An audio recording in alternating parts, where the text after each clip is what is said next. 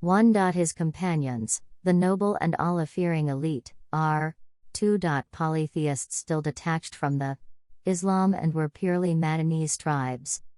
3. The Jews. 1. As for his companions, the conditions of life in Medina were totally different from those they experienced in Makkah. There, in Makkah, they used to strive for one corporate target, but physically, they were scattered, overpowered, and forsaken. They were helpless in terms of pursuing their new course of orientation. Their means, socially and materially, fell short of establishing a new Muslim community.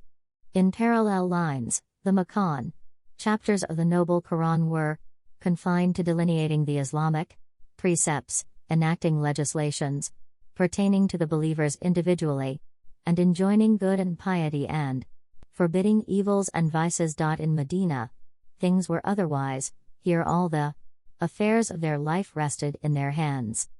Now, they were at ease and could quite confidently handle the challenges of civilization, construction, means of living, economics, politics, government, administration, war and peace, codification of the questions of the allowed and prohibited, worship, ethics, and all the relevant issues. In a nutshell, they were, in Medina, at full liberty to erect the pillars of a new Muslim community, not only utterly different from that pre-Islamic code of life, but also distinctive in its features in the world at large.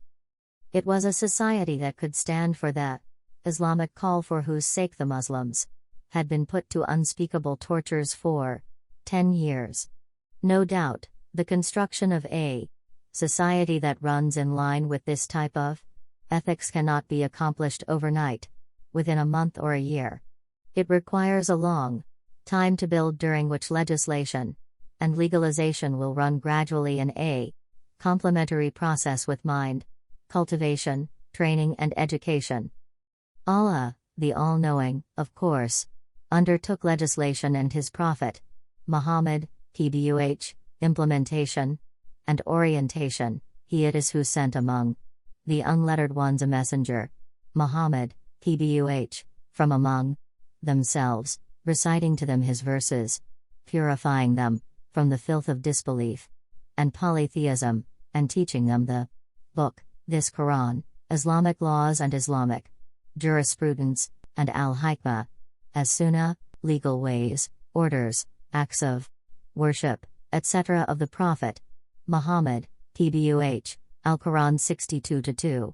The Prophet's companions are rushed enthusiastically to assimilate these Quranic rules and fill their hearts joyfully with them, and when his verses, this Quran, are recited unto them, they, i.e. the verses, increase their faith.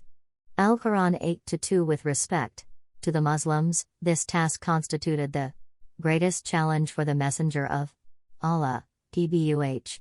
In fact, this very purpose lay at the heart of the Islamic call and the Muhammadan mission. It was never an incidental issue, though there were the matters that required urgent addressing.